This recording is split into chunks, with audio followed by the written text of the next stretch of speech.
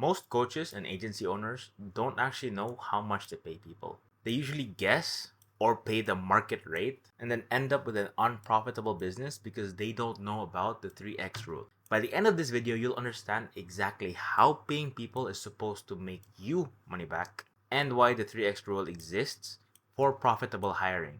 I'll also teach you the 4 different compensation models you can use for any employee that will keep them motivated and sharp while working in your agency or your business. For those of you who don't know me, I ran a content writing agency for 3 years with 18 employees, and I kept our operating costs as only 25%.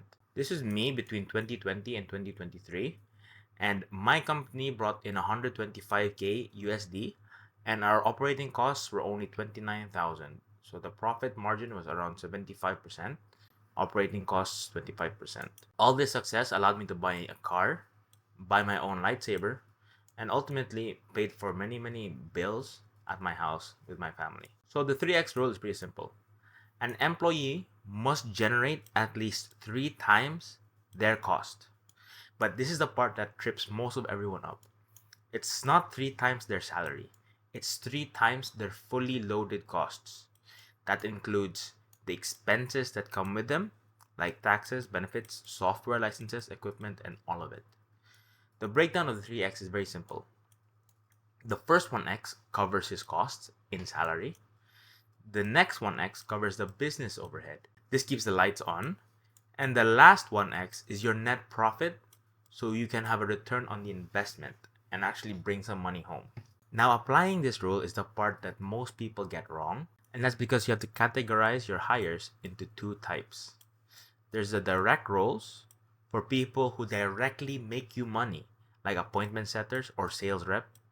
For them, the 3x rule is literal. If they cost 4k a month, then they have to bring at least 12k a month in profit. The next is the leverage roles, which don't generate revenue directly, like VAs, video editors, or operation managers, but they create value by saving you, the owner, time and giving you more leverage. But they create value by saving you, the owner, time, so you have more time for yourself to create leverage and bring more money to the business.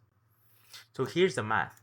If you hire a video editor for a fully loaded cost of 2,000 a month or 4,000 a month, and this frees up 20 hours of your time, before you even think about hiring people, you have to have a plan for how to use the 20 hours of free time to generate at least 6,000 in the business in value and profit for the business. Otherwise, if you just use that free time to watch Netflix, then the hire is not profitable and you're just going to lose money. So before I go over the 4 ways you can pay your employees, before you hire someone, you shouldn't think about how much time they save off of you. You should think about how much time you'll be able to get back and use. There's a very big difference between just saving time, making your life easy, versus giving you back the opportunity to keep making more money. So if you want to hire someone or you already have a team, but then you just don't know how much to pay them or how to structure the payments, there are 4 compensation models that you can use, and I'm going to teach you exactly what they are and how to make them play with each other. So first is the base pay, salary, or hourly. This is a fixed, predictable payment for their time. It's the foundation of any role in the whole world.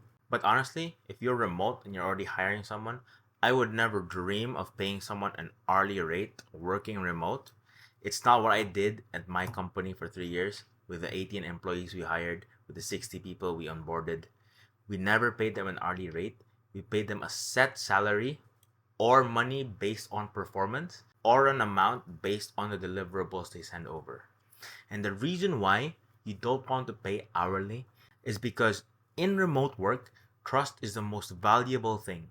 You want to sit down, relax, sleep, wake up, and know that the person you just paid to do something is actually working. When you put them on an hourly time, you're already telling them that you don't believe them or trust them, and that you only want to pay them when they work, if they work.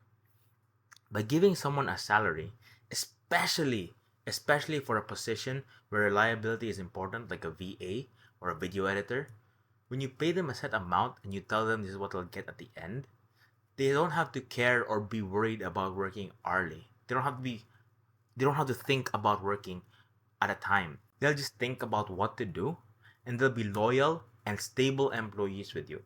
And if they don't put in the work or if they don't submit anything, then don't pay them because technically they never did go to work. You don't have to actually commit every single penny you have and pay them at the end of the month if they don't deliver anything, right? Just avoid the hourly rate. It sucks. The next thing you can do is called a performance bonus, and this is extra pay tied to a specific measurable result or a KPI.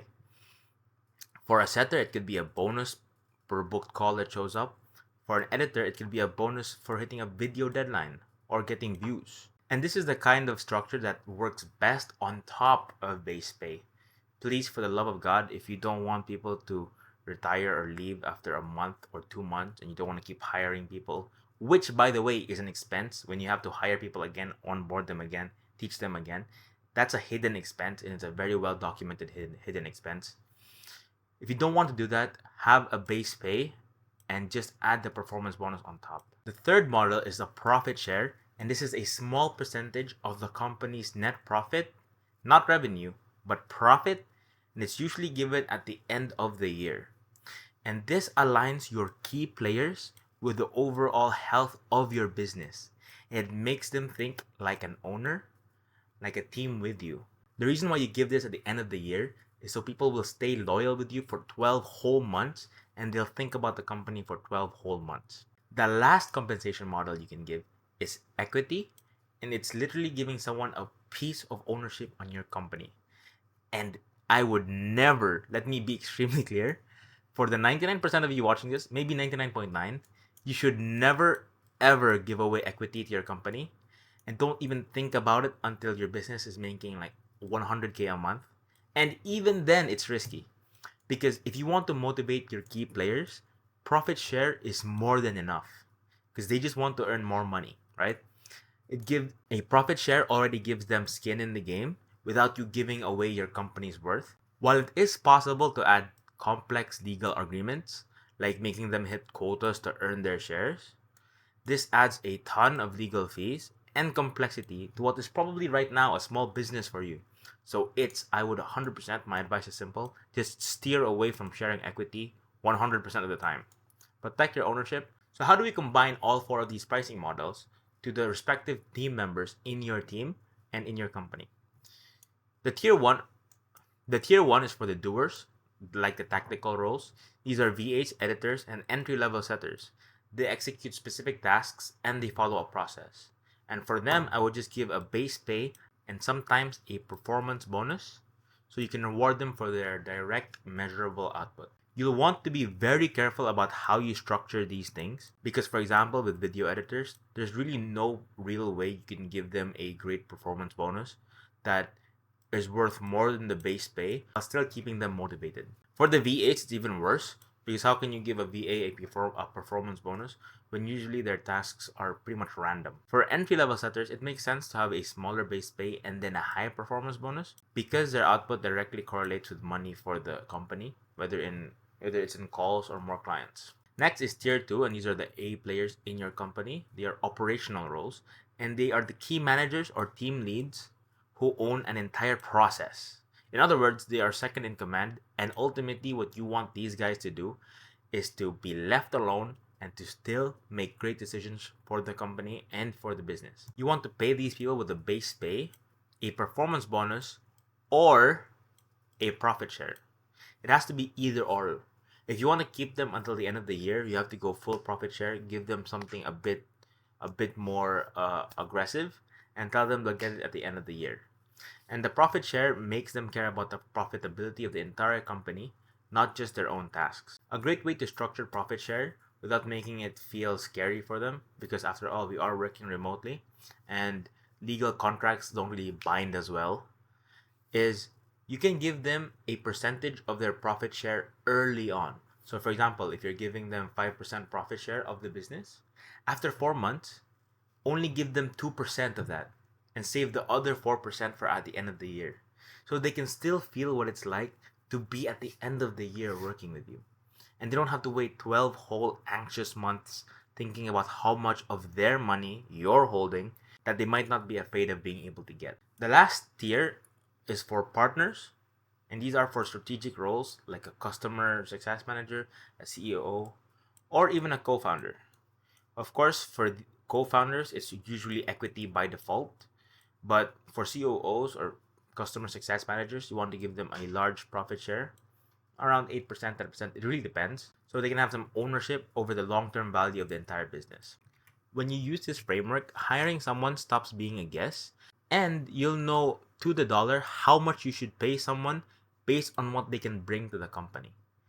If hiring, for example, like a really good salesperson to the company adds like 20,000 to your monthly income, you should really consider paying them $5,000-$6,000, even if it's above market rate, because at the end of the day, they are still making their money back for you. You are still profiting off of them, and it fits directly well within the 3x rule. And lastly, of course, if you combine these compensation models really well, you'll build a team that is motivated and aligned with your goals and loyal. If you're still watching at this point, what I want you to do is take one role in your business, either a current employee or a future hire, and then estimate their fully loaded costs. Use the 3x rule, determine the exact revenue or value they have to be generating to be profitable, and then seeing exactly how much leverage this role has given you to make that money back. From there, you can plot out exactly what has to change in where you spend your time or what that person can do to actually make an ROI on their fully loaded cost in profit.